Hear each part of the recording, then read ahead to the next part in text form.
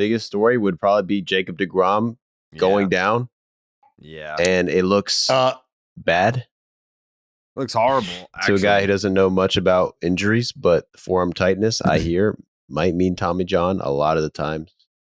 I wasn't going to say the word, but it do be seeming that way. I sent you guys that TikTok breaking down the body language, when they're having a conversation on the mound with deGrom, and he, there's no way to know for sure in that moment, but guys know, and I'm sure Dallas can speak to that more, but I think guys, when, how many times have we seen a player leave the mound in tears, and it's not always that it's the pain of the injury, it's knowing what's ahead because of what just happened. Mm-hmm. Yeah, that is what you're processing. And I think that's what in the video we saw, where you can see, Jacob deGrom almost going through the 5 stages of grief in a matter of 30 seconds or so, because he's telling them what he feels. Everybody understands what this area means. And for Jacob deGrom, it's probably like a self-reflection moment. Like, as much as I've tried to make this not the narrative about me as a player, as hard as I've worked to try to physically not have this kind of shit happen to me, it feels like it continues to happen to me. And at this point, it's not an opinion on Jacob deGrom. These are the facts. He has performed when healthy, but when healthy has been rare, if ever. And he knows that as well. So he's facing his entire mortality, really. Like, when I am healthy, do I have a full season under my belt? Oh, fuck, I just don't. When's the last time I was fully healthy? Like, is this how it's going to be for me? Am I all, and now, like, we're talking about 2 years, if so, right? He's made 5 starts. 6 starts. So this year's a wash. How many, Joe? 6. 6. So this was his 6th start. So yeah, 5 starts coming into this start. So 6th start, gone. If this is the case, gone for this year. He's not Bryce Harper. So he's not going to be back in the lineup banging balls out in right field, waiting to bounce back. It's another year.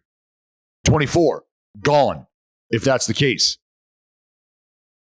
And I know Mets fans are sitting here going, well, don't want to say I told you so, but there had to have been a reason. There had to have been some reason why we weren't going to go this route. And I think everybody understood that the risk was what it was. And it's high risk.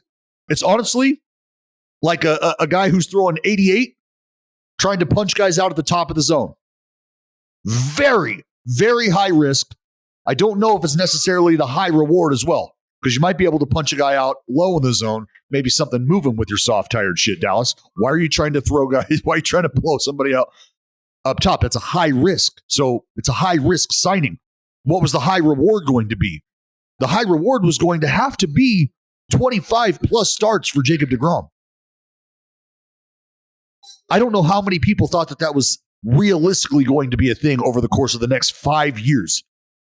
Did anybody think he was going to make 25 plus starts a year for the next 5 years? No, and I think when it happened, it's not even hindsight's 2020 now that there's been an injury. We called it reckless. The contract was reckless, and it was because this is I don't want to say it was inevitable, but the odds seemed pretty high. It seemed like it was something that you were not going to be able to avoid at some point during the duration of the contract. And here we are 6 starts into the contract, and it looks pretty bad. It's not necessarily the shitty part about this now. And I'm straight up. The shitty part about this is the engine.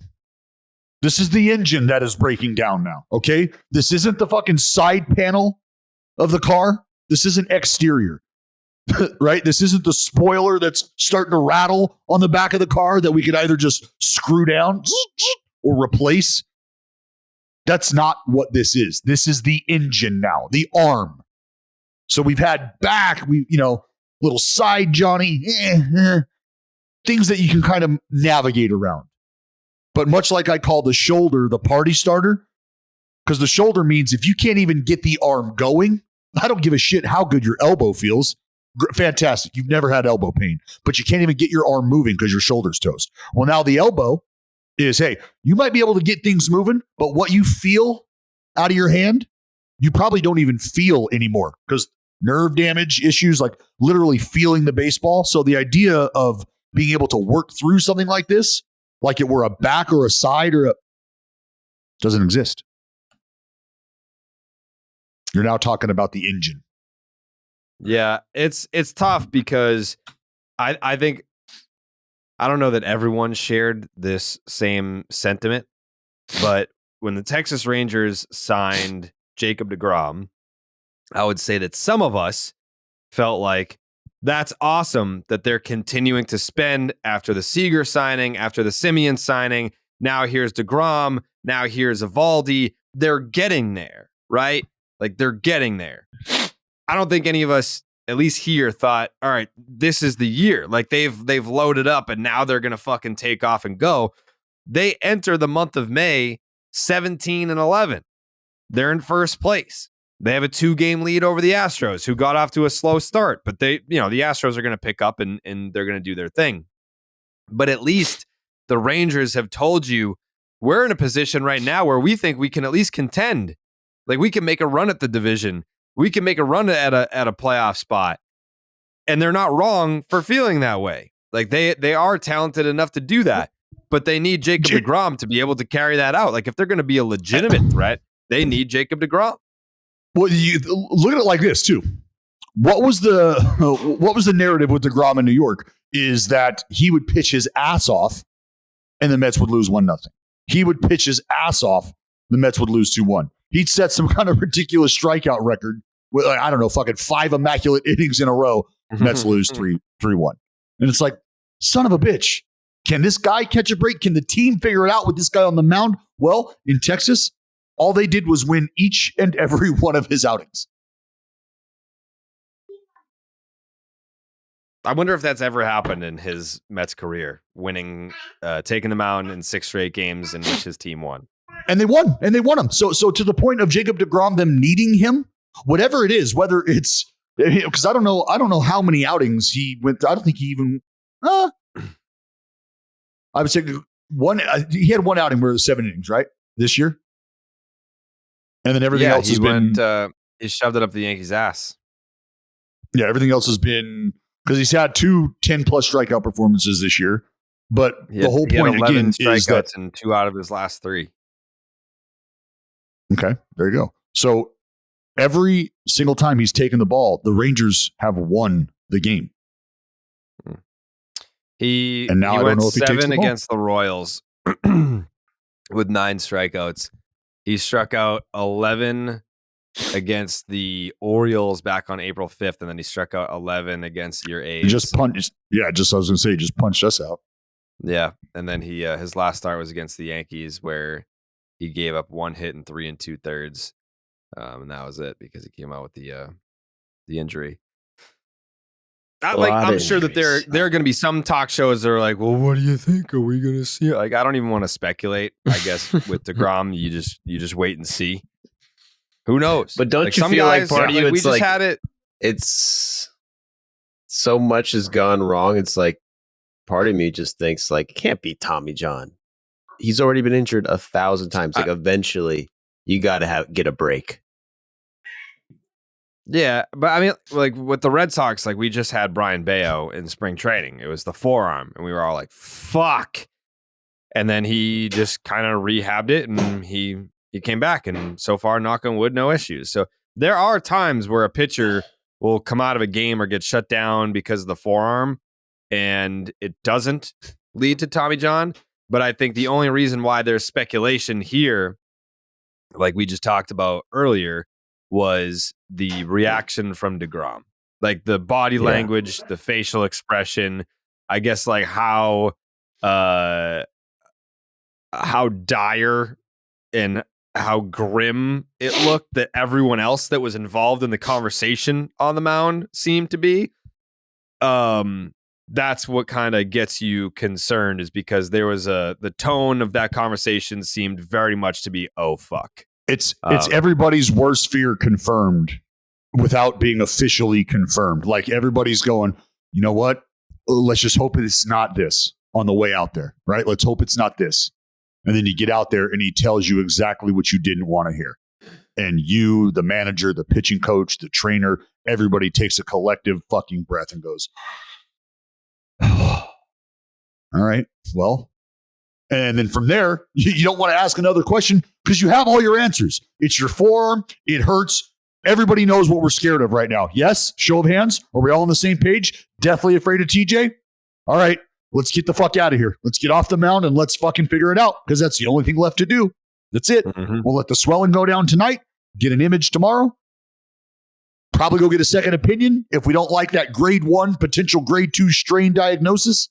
And then we're going to have to determine whether or not we want to rehab this out, or do we want to send the best arm talent on the planet under the knife to hopefully and potentially recover maybe a year and a half or so of what's left on this contract on the other side of this.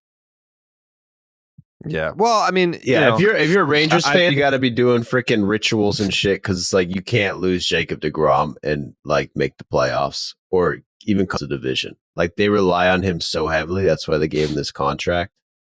If you want to be positive, forearm injuries in 2021, didn't get Tommy John. Maybe that's good. Maybe that's bad.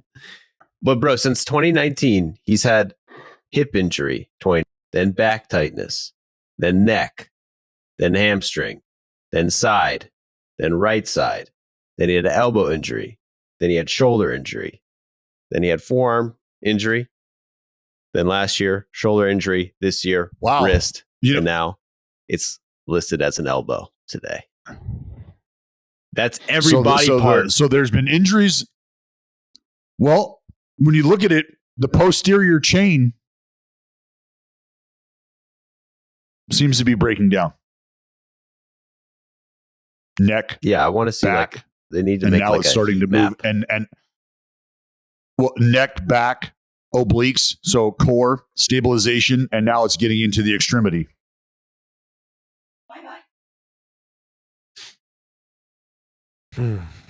Well, just fucking sucks.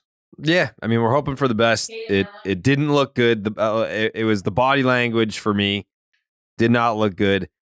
But to Dallas's point, there will be multiple opinions given. Like you don't just go to one guy and say, "Hey, how's it look to you?" "Oh, TJ, all right, sounds good. See you Tuesday." Like you know, especially with a guy like deGrom. But if it was gonna happen, I feel like if you're a Ranger fan, right? You had, for as excited as you were about the signing, had to know that this was a possibility, that you would cross this bridge at some point. I think it's better to get it out of the way now on the front end. Is that, I don't, there's never a good time for it, but no, that's why I said you hope this all images today, second opinion today, and then let's have a conversation and let's let the athlete decide ultimately what he's comfortable with based on the options laid in front of him. That's what today is about. That's what tomorrow is about.